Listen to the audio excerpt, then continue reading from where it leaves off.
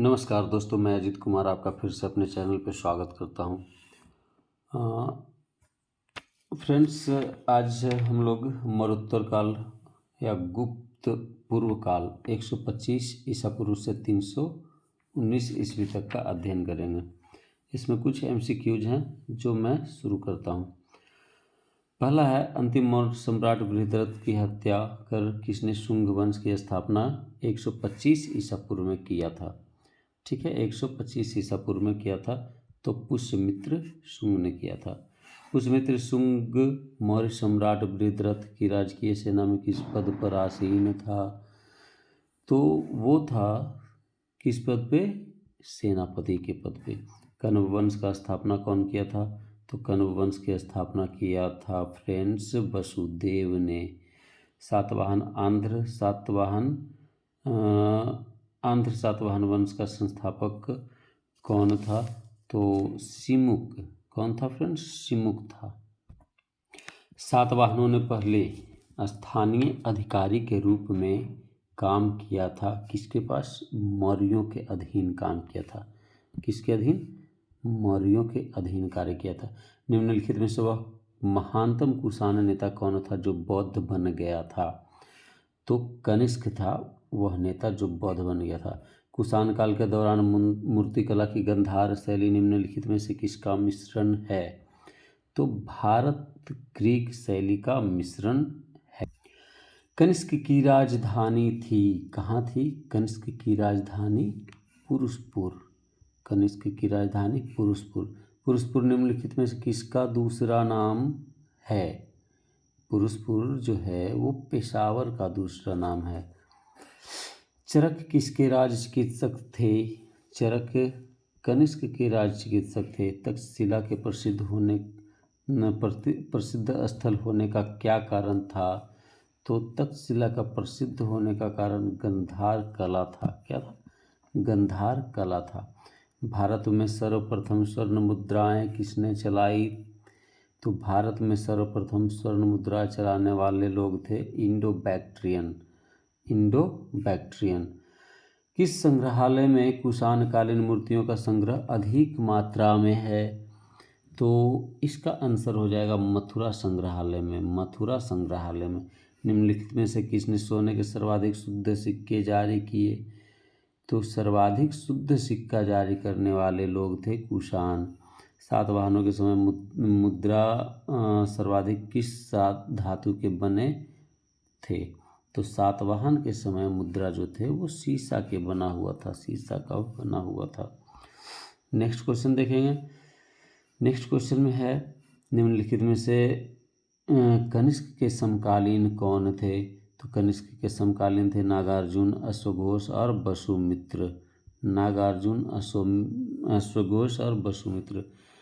किस वंश के शासकों ने ब्राह्मणों एवं बौद्ध भिक्षुओं को कर मुक्त भूमि या गांव यानी कि भूमि अनुदान देने की प्रथा आरंभ की थी? तो सातवाहनों ने। ठीक है। भारतीय रंगमंच में यवनिका यानी कि प्रथा का शुभारंभ किसने किया था? तो प्रथा का शुभारंभ किया था यूनानियों ने। किसने फ्रेंड्स? यूनानियों ने। भारतीयों के महान रेशम मार्ग सिल्क रूट, भारतीयों के महान रेशम मार्ग किसने आरंभ कराया? तो इसका आंसर हो जाएगा फ्रेंड्स कनिष्क ने करवाया। निम्नलिखित में से किसने बड़े पैमाने पर स्वर्ण मुद्राएं यानी कि सोने की मुहरें चलाई थी? निम्नलिखित में से किसने बड़े पैमाने पर सोने की मुद्रा चलवाई थी? तो कुषाण शासक ने। चरक और नागार्जुन किसके दरबार की शोभा थे? चरक और नागार्जुन किसके दरबार की शोभा थे? तो कनिष्क की दरबार के शोभा थे। शक संवत का प्रारंभ किस सम्राट के शासनकाल में 78 ईस्वी से हुआ? कनिष्क के शासनकाल में। तक्षशिला विश्वविद्यालय स्थित था तो कहाँ था? पाकिस्तान में स्थित था। प्राचीन काल में कलिंग का महान शासक कौन था? कलिंग का महान शासक खारवेल था। कुषाण काल में सबसे अधिक विकास किस क्षेत्र में हुआ था? कुषाण काल में सबसे अधिक विकास जो है वो वास्तुकला के क्षेत्र में हुआ था। सातवाहनों ने आरंभिक दिनों में अपना शासन कहाँ शुरू किया?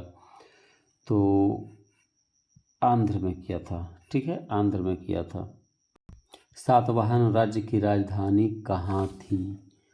तो सातवाहन राज्य की राजधानी पैठन या प्रतिष्ठान में थी। प्रतिष्ठान। ठीक है।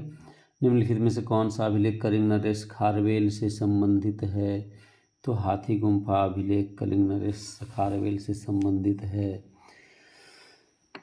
किस सातवाहन नरेश ने गाथा सप्तशती नामक महत्वपूर्ण कृति की रचना की? गाथा सप्तशती की रचना गौतमी पुत्र सातकर्णी ने किया था। सातवाहन शासकों की राजकीय भाषा क्या थी? सातवाहन शासकों की राजकीय भाषा प्राकृत था। ठीक है। अगला क्वेश्चन, निम्नलिखित राजवंशों पर विचार कीजिए, यानी कि उनका क्रम कब के बारे में पता करना है। ठीक है। 31 का देखते हैं। तो 31 का हो जाएगा 3124, यानी कि ये पहला हो जाएगा, ये हो जाएगा आपका दूसरा सातवाहन, तीसरा हो जाएगा गुप्त, चौथा हो जाएगा, चौथा में हो जाएगा चोल। ठीक है फ्रेंड्स। अब आगे देखते हैं।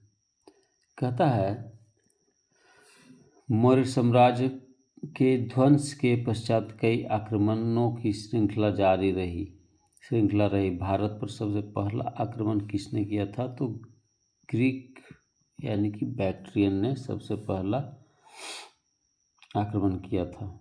ठीक है। अगला क्वेश्चन देखते हैं। सुमेलित करना है, मैच करना है 1 से 2 का। ठीक है। तो 33 नंबर क्वेश्चन है फ्रेंड्स। चलिए आइए इसका देखते हैं। कहता है अशोक को कहा जाता था प्रियदर्शी, है ना। उसके बाद फिर है कनिष्क को क्या कहा जाता था? देवपुत्र कहा जाता था। उसके बाद खारवेल को कहा जाता था कलिंग चक्रवर्ती, और कुमार गुप्त को कहा जाता था महेंद्र द्वितीय। चलिए अगला क्वेश्चन देखेंगे हम लोग। 34 नंबर क्वेश्चन कहता है विक्रम संवत कब से आरंभ हुआ था? विक्रम संवत कब से आरंभ हुआ था? तो 58 ईसा पूर्व से आरंभ हुआ था विक्रम संवत। चलिए एक क्वेश्चन और फिर मिलाने के लिए, मैच करने के लिए। सूची 1 में है संवत्सर और सूची 2 में है किस समय की गणना। ठीक है। चलिए 35 का हम आंसर देखेंगे। तो कहता है कि विक्रम संवत्सर जो शुरू हुआ था उसके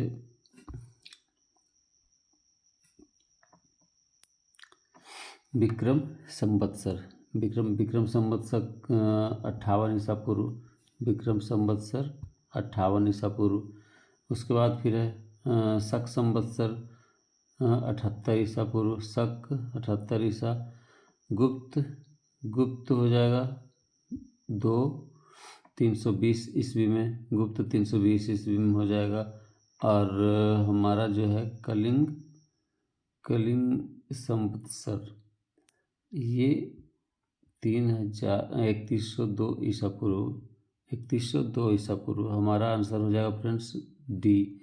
चलिए अगला क्वेश्चन देखेंगे। मौर्य के बाद भारत में सबसे प्रभावशाली राज्य कौन था? तो मौर्य के बाद भारत में सबसे प्रभावशाली राज्य था सातवाहन। ठीक है फ्रेंड्स, सातवाहन जो है मौर्य के बाद सबसे प्रभावशाली राज्य था। बुद्ध की खड़ी प्रतिमा निम्न में से किस काल में बनाई गई थी? बुद्ध की खड़ी प्रतिमा जो है वो किस काल में बना था? तो कुषाण काल में बना था। शुंग वंश के बाद किस वंश ने भारत पर राज किया? शुंग वंश के बाद किस वंश ने भारत पर राज किया? तो कण्व ने। ठीक है, कण्व ने। कण्व, शुंग वंश के बाद कण्व जो है वो भारत पे राज किया। किस चीनी जनरल को किस चीनी जनरल ने कनिष्क को हराया था? तो कनिष्क को हराने वाला पेन चाओ था, पेन चाओ। उत्तरी तथा उत्तरी पश्चिमी भारत में सर्वाधिक संख्या में तांबे के सिक्कों को जारी किया गया था कुषाणों के द्वारा। 41 नंबर क्वेश्चन में है कथन में है कुषाण फारस की खाड़ी और लाल सागर से होकर व्यापार करते थे। ठीक है, तो इसका कारण जो है उनकी सुसंगठित नौसेना उच्च कोटि की थी। चलिए अब इसमें देखेंगे क्या सही है और क्या गलत है। तो इसका आंसर हो जाएगा फ्रेंड्स कि ए जो है वो सही है, यानी कि कुषाण फारस की खाड़ी और लाल सागर से होकर व्यापार करते थे, किंतु उनका सुसंगठित नौसेना उच्च क्वालिटी की नहीं थी। तो हमारा आंसर सी होगा। 42 में देखते हैं फ्रेंड्स। चलिए, जो कला शैली भारतीय और ग्रीक यूनानी शैली का सम्मिश्रण है उसे कहते हैं गंधार कला। उसे क्या कहते हैं? गंधार कला कहते हैं। कनिष्क बौद्ध धर्म की किस शाखा का अनुयायी था जिसका प्रचार उसने मध्य एशिया एवं सुदूर पूर्व में किया था? ठीक है, तो इसका आंसर हो जाएगा फ्रेंड्स महायान शाखा का। चलिए आगे देखते हैं 44 का। कनिष्क के शासनकाल का सबसे महत्वपूर्ण घटना कौन सी थी? कनिष्क के शासनकाल की सबसे महत्वपूर्ण घटना क्या था? तो सबसे महत्वपूर्ण घटना चतुर्थ बौद्ध संधि थी।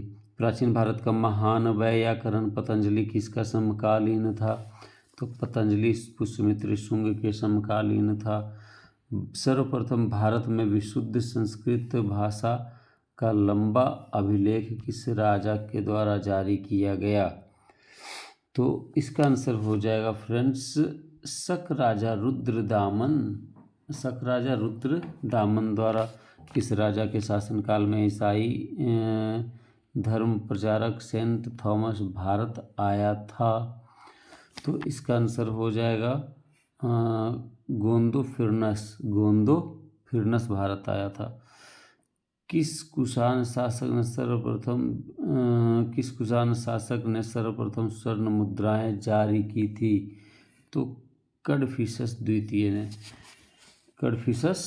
द्वितीय ने किया था। चलिए 49 का देखते हैं। कहता है कि किस वंश के शासक ने क्षत्रप प्रणाली का प्रयोग किया? कहता है किस वंश के शासकों ने क्षत्रप प्रणाली का प्रयोग किया? तो शकों के शासकों ने।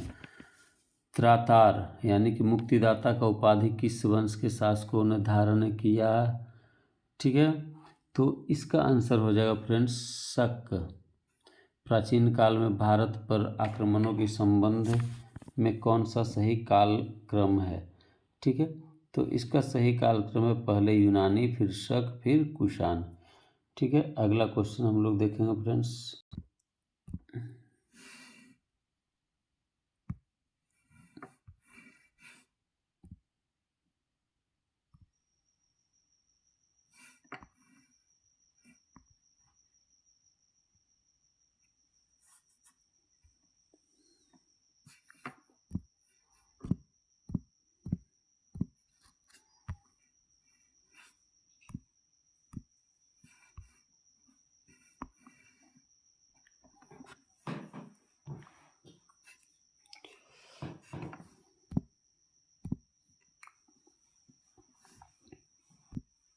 छप्पन नंबर क्वेश्चन देखते हैं। मौर्योत्तरकालीन प्रमुख बंदरगाहों में कौन असत्य है? तो इसका आंसर हो जाएगा कोचीन। निम्नलिखित में से किस स्थान को पेरिप्लस ऑफ द इरिथ्रियन सी में पोडू के नाम से संबोधित किया गया है? तो इसका आंसर हो जाएगा फ्रेंड्स अरिकामेडु। मौर्य उत्तर काल में किसने भारत में हिंद यूनानी राज्य की स्थापना की थी? ठीक है, तो इसका आंसर हो जाएगा डेमेट्रियस। चलिए नेक्स्ट क्वेश्चन देखते हैं।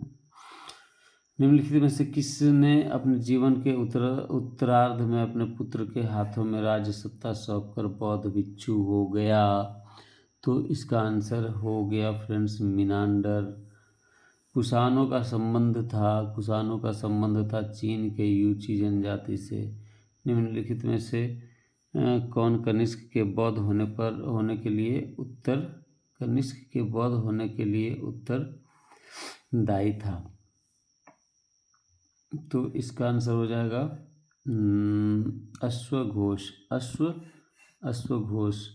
ठीक है, अब है सुमेलित करना। सूची 1 को सूची 2 से मिलान करना है। ठीक है, तो चलिए आइए देखते हैं। मिलान करने के लिए 62 क्वेश्चन नंबर कहता है कि इंडो ग्रीक का संबंध जो है वो किससे है? यवन से है। शक का संबंध जो है सीरियन से है। पार्थ का संबंध जो है वो पहलव से है। ठीक है फ्रेंड्स, पहलव से है। अगला क्वेश्चन देखेंगे हम लोग। अगला क्वेश्चन में है सूची 1 को 2 से मिलान करना है, सूची 1 को 2 से मिलान करना है। तो आइए हम लोग मिलान करते हैं 63 क्वेश्चन नंबर को। ठीक है, तो 63 का आंसर हम बताते हैं फ्रेंड्स। देखिए, शुंग का संबंध है पुरुषपुर से। ठीक है, राजधानी शुंग की राजधानी। चेदी की राजधानी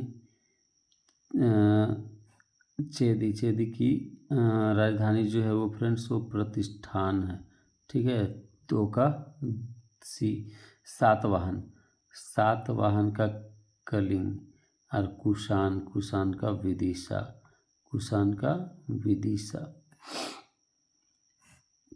तो हमारा आंसर हो जाएगा डी। चलिए आगे बढ़ते हैं फ्रेंड्स।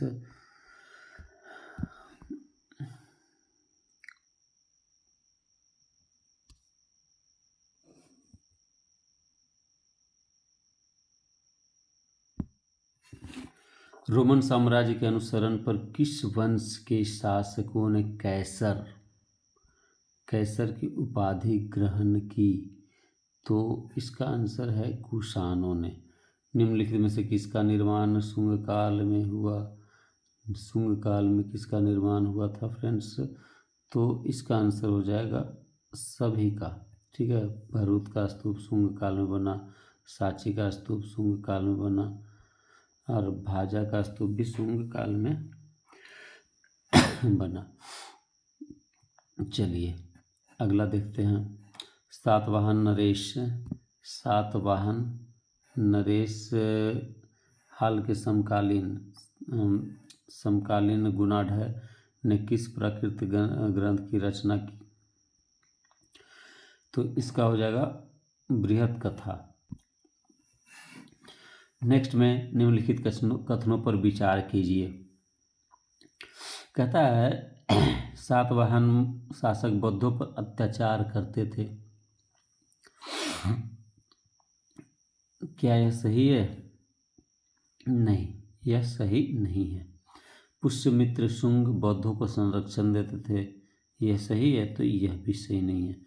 बोधगया में शशांक ने बोधि वृक्ष को काट दिया था, ये सही है। तो हमारा आंसर हो जाएगा केवल डी।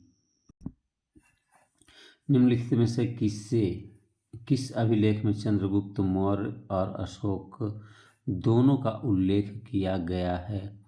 तो दोनों का उल्लेख है महाक्षत्रप रुद्रदामन का जूनागढ़ अभिलेख में। प्राचीन भारत में निम्नलिखित में से किस एक ने नियमित रूप से सोने के सिक्के चलाए थे? ठीक है, सोने के सिक्के चलाए थे तो कुषाणों ने। कलिंग नरेश खारवेल किस वंश से संबंधित था? कलिंग नरेश खारवेल चेदी वंश से संबंधित था। चेदी वंश से संबंधित था। अगला क्वेश्चन देखते हैं फ्रेंड्स। क्वेश्चन है, प्राचीन भारत में देश की अर्थव्यवस्था में अत्यंत महत्वपूर्ण भूमिका निभाने वाली श्रेणी संगठन के संदर्भ में निम्नलिखित में से कौन सा कथन सही है? निम्नलिखित में से कौन सा कथन सही है? तो देखिए, कहता है प्रत्येक श्रेणी राज्य की एक केंद्रीय प्राधिकरण के साथ पंजीकृत होती थी और प्रशासनिक स्तर पर उनका राजा प्रमुख होता था। तो ये गलत स्टेटमेंट है। चलिए अगला देखते हैं। श्रेणी ही वेतन, काम करने के नियमों, मानकों, कीमतों को सुनिश्चित करनी होती थी। तो फ्रेंड्स ये जो है सही है। श्रेणी को अपने सदस्यों पर न्यायिक अधिकार होता था, ये भी सही है। तो हमारा आंसर जो हो जाएगा वो C 2 और 3 हो जाएगा।